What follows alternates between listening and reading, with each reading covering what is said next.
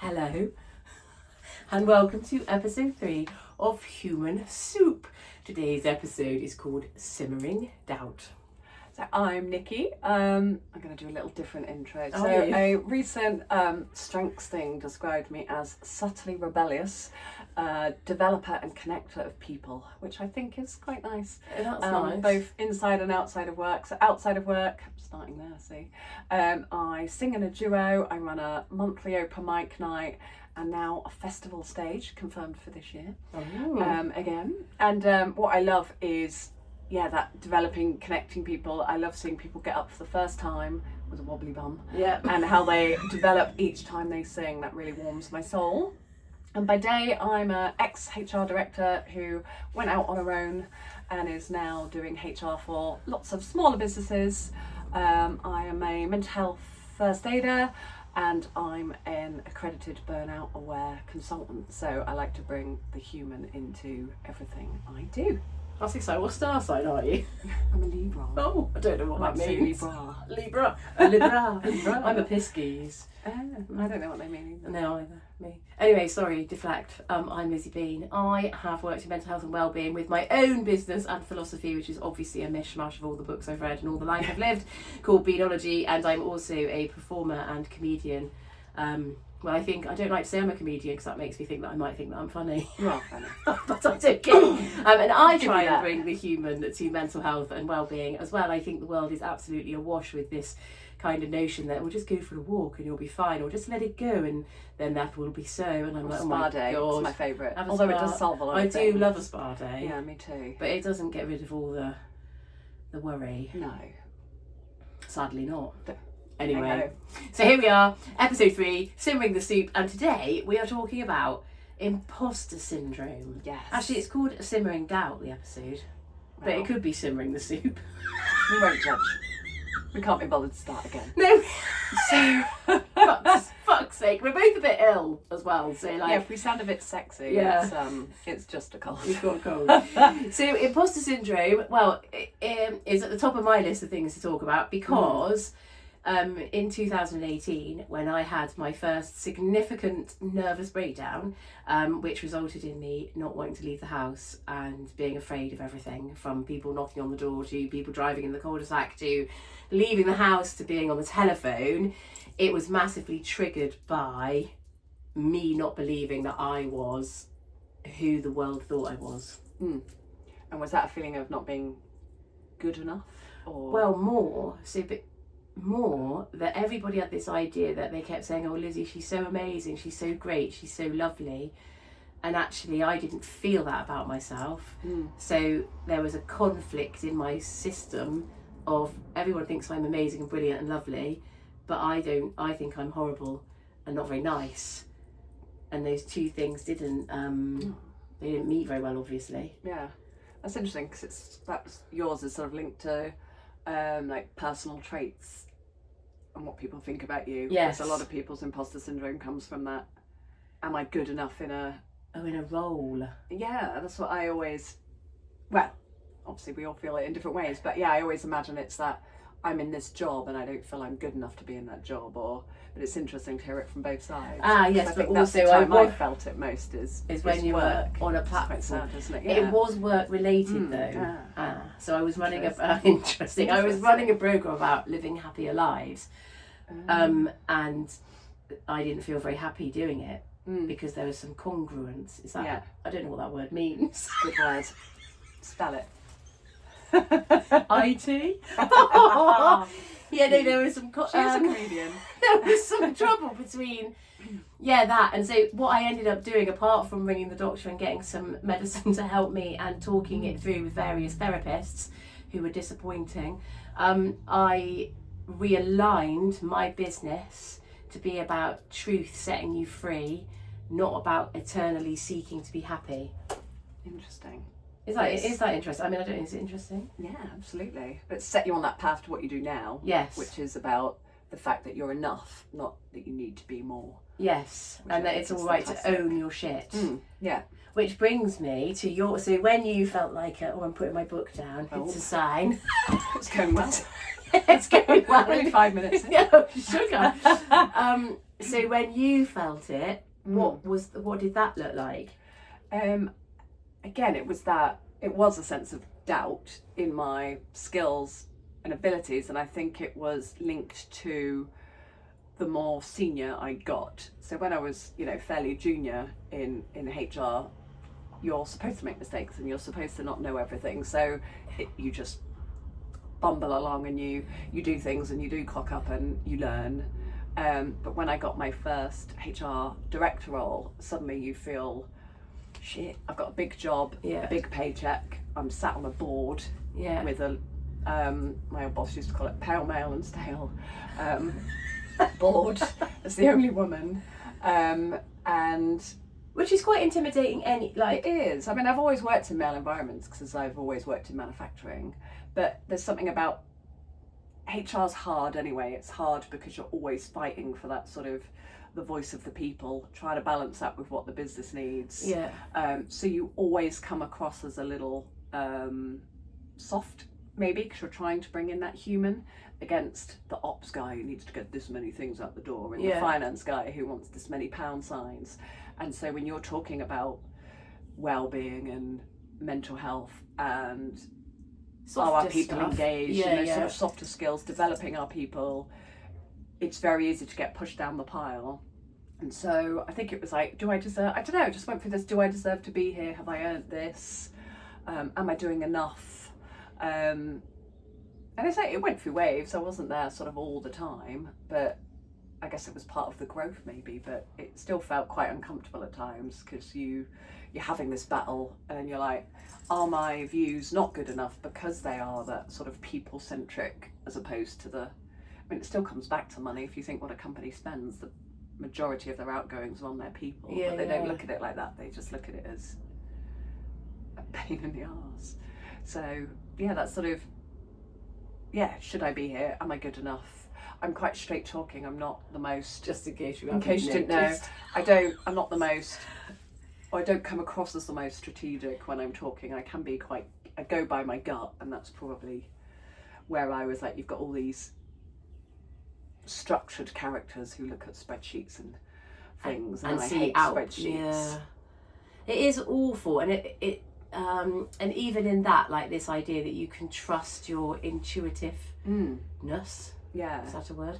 Is now. Almost gets kiboshed because there's lots of weird words coming out today. Because word of the day, just using up the weekend.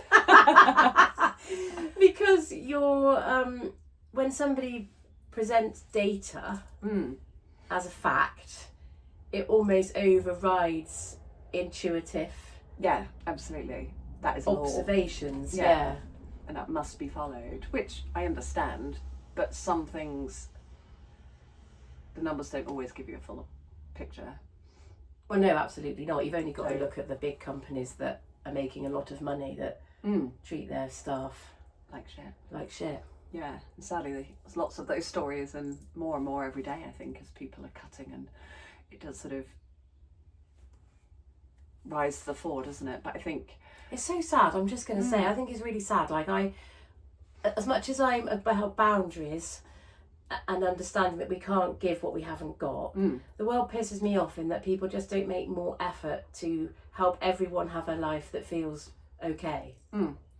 Help them thrive in wherever I've seen it a lot in my HR career. Is we keep pushing people because unless you're growing, and there is a sort of unless you're developing, you might get left behind because the world is changing. Yeah. But there are people who just want to go to work and go home, do a 9 to 5, and go home and not give it a second's thought. And that's not a bad thing, but I think in many companies it's made to be a bad thing, or people outside of work go, well, why don't you want to be better? Why haven't you got that ambition? How dare you? But also it's fascinating, isn't it, because we get pushed onto that treadmill, you know, right from the minute we start school. Like it's always about getting better, which of course I'm all for, like, you know, but there is a point where getting better suddenly becomes your only goal in life. Yeah. But if we're never gonna reach best, because that point doesn't exist. And I've worked with people across the board, like as in, you know, managing directors, owners of companies, people who you look at and think, oh, they've got everything, they've got it all, and they, you know, come into my space and say, Lizzie, I don't like the way my life is. I've got everything, and yet I don't feel like I've got anything. Yeah, it's funny, isn't it? But it's because we're sold a dream that's what success is. We must have everything. Yeah. And a lovely car and all these things. Yeah. I was talking to a friend at the weekend, and she has a great job. So does her other half, and recently they've both had job changes. He's just quit a job that's literally driven him to burnout, to the point where he almost sort of had a breakdown the other day, and just quitting was just the biggest relief. And she referred to friends who come and stay on a regular basis, and they're on, you know, what would be deemed pretty low salaries. They do their 9 to 5, they go home, they don't think about it, and she said they're the happiest people she knows. And she's like, maybe I've got it wrong. Maybe striving to this, and you know, she is ambitious, she is amazing. But yeah, she's like, maybe I don't need that anymore. Maybe this is enough. Maybe this is enough, but also I'm just gonna shout now. I'm not gonna shout. Go on. But it's because we attach our worth as humans to what we look like we have. Yeah. So whether that's what our body looks like, what our face looks like, what our bank balance looks like, what our IQ looks like, and we've all forgotten that actually we're absolutely fucking extraordinary just because we exist.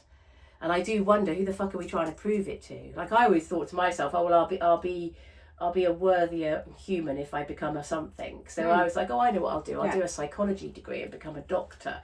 You know, 2 months in, I'm like, what the fuck are you thinking? Because I thought that shit. I don't even remember my name some mornings. So why I thought that would be a thing. But like, can I just say, Dr. Bean? Dr. Bean. What a name that would be. That would be immense. Maybe I'll see if I can get a free one from a university. They give them out sometimes, don't they, to famous people. Hashtag Dr. Lizzie. Dr. Bean. There is a Dr. Bean, actually. Is there? Just going on a side quest, yeah. They're gynaecologist. I don't know, actually. I think she's called Lizzie Bean as well. I'll look her up later.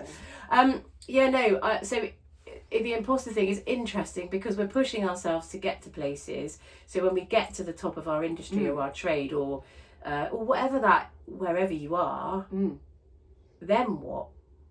Yeah. Because you're nervous being the top of your trade, but the world is saying, but you've made it. You've only got to look at like superheroes. No, not superheroes. Superman.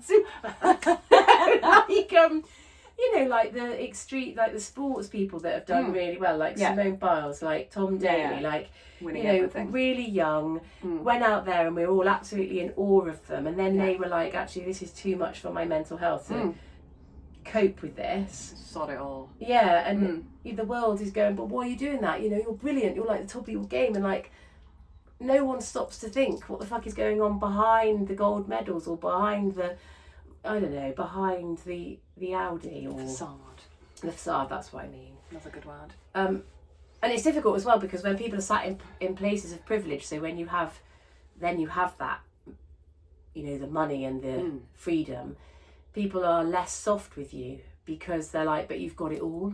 Yeah, and they're probably not allowed to say, well, I don't feel like I have it all, because then they'll be like, you ungrateful. You ungrateful shit, yeah. Yeah.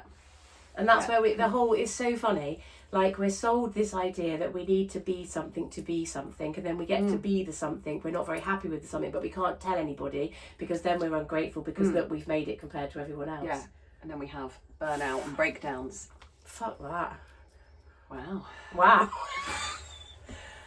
Feel a bit depressed. No, but it is awful. It is though, isn't it? It's very I think it's happening more and more. And I don't think, do you think anyone is immune from, I was about to say burnout. What are we talking about? Imposter syndrome. Well, I don't know. What do you think? What do you, the viewers, think? But like, I guess everyone at some point in their life has a moment where they think, oh my God, should I be at this table or at this party or like it's not even just about like corporate stuff, is it? It's also about life. I mean, I remember going to parties when I lived in a beautiful place in the Cotswolds, and I used to get invited to parties, not very often, and I would sometimes stand there thinking, why am I here? That's interesting. Yeah, like, I mean, I feel like that a lot. I think that's because I'm socially a bit inept. do sometimes stand there and go, ah. But it waves over you, doesn't it? And the key is that you, like, have I talked about, oh no, hang on. We might have talked about this before, but you remember when I came to the open mic and I was wobbly and I left? Yeah. That was that. But that was owning the shit and then saying it out loud and then leaving the building and knowing that it was safe to have done so. Yeah. But the point is that that environment doesn't exist in real life. Like if you turn up in the office and you're supposed to be in a meeting and you're the head of the team, you haven't got much choice. You have to go and be the head of that team. So what's the best thing to do? To like go in and go, right, well, these are the suggestions I've got for the solutions, or to go in with these are the solutions. Yeah, that's an interesting. Me and Liz were talking about this before. Is we both had different ideas of how you battle that imposter syndrome, and we use a meeting example as a sort of as an example, no shit. And Lizzie said, it's good to go in and go, right,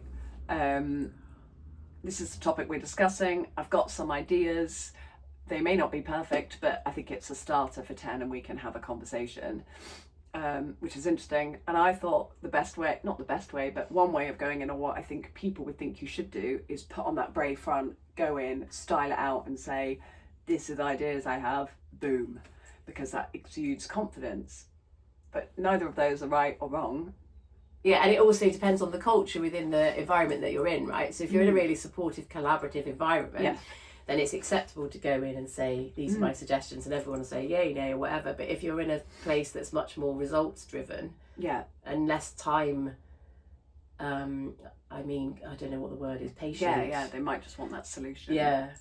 And you're right, you do need that nice, collaborative environment to be able to say, this may not be perfect, but because you feel like, I imagine it feels like you're putting yourself out there more because you're saying, I don't know, I don't have all the answers, but here you go. And actually, no one has all the answers. I've worked for CEOs that sure as fuck don't have all the answers. And me too. Like, it is fascinating. Because everyone gets to be a CEO from a speciality usually. So whether that's ops or supply chain, whatever it is. So they only really know that one area backwards or two areas. They don't know the whole thing. And the good ones lean on you for their knowledge. So, but from a human perspective, like from my perspective, I'm not naive to think that, the world is a beautiful place, but I am hopeful to think that it could be a better one, is that we need spaces, from my perspective, where people are more collaborative, more supported, people are safer, psychologically safer. But from an output perspective, that means that, oh God, my brain, that shape around industry means it takes more time to do that bit. Absolutely. And then they're like, but that doesn't give us better output. But my argument would be, happier people, safer people will give better output. Will just work better because they feel safer. Yeah, I've spent my HR career saying that and talking about psychological safety. And if people feel that way and they feel seen, looked after, they will show up for you every day. And of course, there are jobs some people don't like, that's not a good fit. But generally, and sometimes you don't get on with people, and that's all fine. But the point is, if we can have fucking conversations about it, work through it, people will feel seen, supported, heard, and they will show up for you every day. And you won't, they'll come in when they shouldn't. And I'm not saying that's a good thing, but they give because you've looked after them, and you get that loyalty. And the leadership comes from people committed to you as a human, as opposed to frightened of you. Yeah, as opposed to 5 words on a wall that are always the same. Yeah. 5 words on a integrity, wall. humility, team trust, playerness. Oh, we're taking the bit. It's not a word, but we'll have it. I like what brand is it that they just put? It caused a bit of a stir, but I loved it. It just said on their wall, "Don't be a dickhead." Yeah. And I like that. And if every leader led like that, and they treated their people as they would want their child who's just starting work to be treated, or their wife or their husband or whatever, it would just be a different approach straight away. It is fascinating. But you see, then you get into all sorts of nuance. Oh look, here we go. It's going to be a 40-day episode. Because obviously everybody at work is different. So the point is that we have to empower the people that don't feel like they have a voice to speak up and have courage. Yeah. And then those people that are a little bit less patient with that, we need to inspire them to be more compassionate. Yeah. But the point is that it's always about looking at the problem from a perspective, everyone's perspective, and finding the solution together, rather than this weird blamey culture where, you know, it's always someone's fault when something goes wrong. Yeah, which happens a lot, and it will go wrong.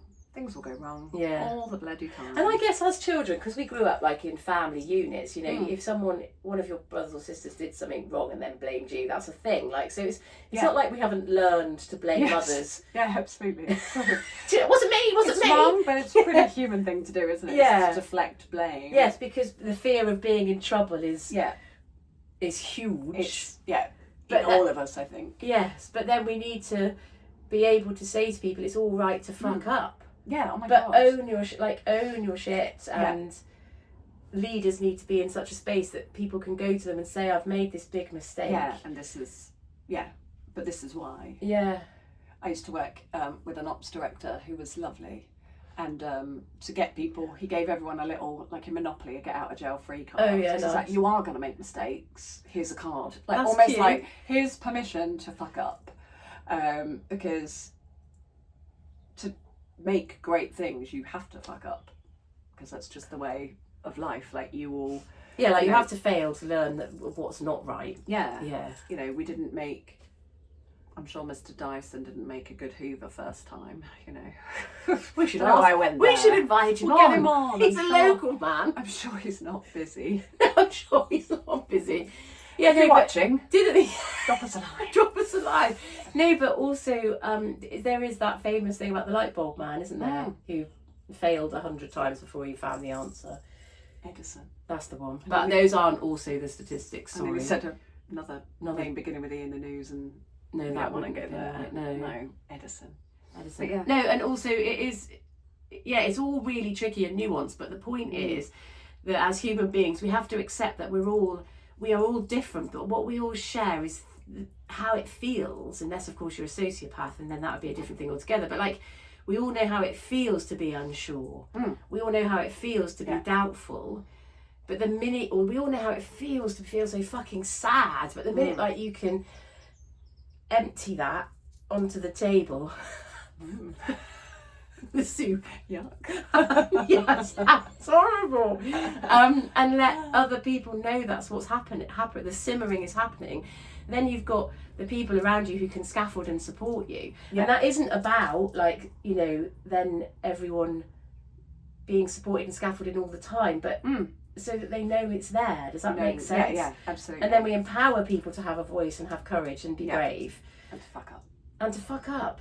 And to know that if you fuck up, it's okay to feel fucking horrible about that too. Like, making mistakes is horrible, and but you will make them. But you will make them, and Most days. Yes, most days. I feel like this podcast has been a great example of that.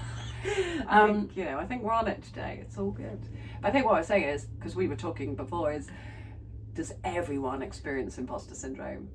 And I think, and is it more of we're not being gender specific here, but it's just fascinating. You know, is there any type of society that's more challenged by imposter syndrome than another? You know, because we've all grown up with these inherent messages about, you know, man being more powerful and, you know, more deserving of a seat at the head of the table. You know, that's what happened. Like, historically, the man was the head of the table. Yeah. So for women to sit on the board, you know, is that more challenging for women than men, because there's an expectation that men should be there? Yeah, men are all. I put it into ChatGPT the other day because I'm writing my wedding speech, which is obviously untraditional. So I was like, why is it that women don't do wedding speeches, traditionally? And it was this brilliant archaic answer of how, because obviously back in the day the man then owned the woman. Yeah. And therefore, Well, he gave money to how the dad. dare you speak? Yeah, gave money to the Exactly. dad to say, Yeah. like a camel. Exactly. So me, the camel, is One going to hump say or 2 two. words. Yeah, you can dress him as a camel. That'd Why be fun. not? Get crazy. But also, yeah. just before I forget, just going back to the man-woman boardroom thing, I think what we said earlier on as well is that it's not that men don't feel it in the boardroom, but they don't feel like they can say it, because Yes, that's, I think, the difference. there's also that there's that edge to it all, isn't there, as well? Like, I am man, I make fire. I don't think you say that in the boardroom. Unless you work for British Gas. or a match company. But like, yeah, so it's also fucking nuanced, and I think the that's point. the difference. Women are more likely to say, I'm feeling imposter syndrome. Yeah. Men less likely to say Yeah. it, but absolutely as likely to experience it. Yeah. And maybe in different situations. Yeah, God, it is really fascinating. God, this podcast could Messes go with the on for brain, hours. doesn't But it?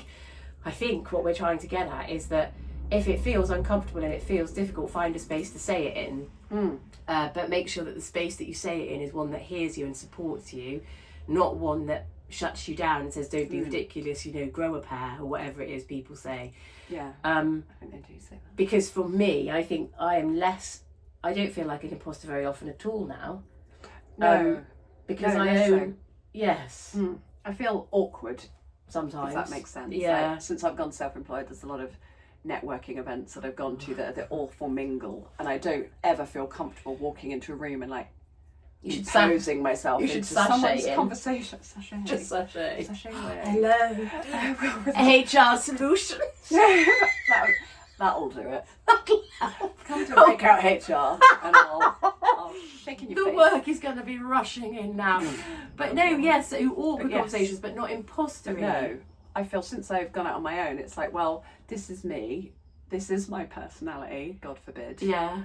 No, it's not God forbid. It's thank God. There you go. See, I'm already doing. But this is it. If I don't suit you, there are other HR consultants. There are other businesses out there that will like me. That's a good point. Like when you're self-employed, we try and play to the. My company is the one you need. Yeah. But actually, and that used to really rock my confidence. We talked about this, didn't we, the other day? That you always see the person in the room that's yawning or not engaged. But like, actually, the people that will value your work the most are the ones you want. Yes. I don't want to be a tick box. I think part of my problem working the wellbeing world is that yeah, I want companies to invest in their humans by investing in what I teach. On an ongoing basis. Yeah. Not it's a wellbeing day in the calendar, so come in and talk and then we'll see you again next year. Yeah. Yeah, which you get a lot.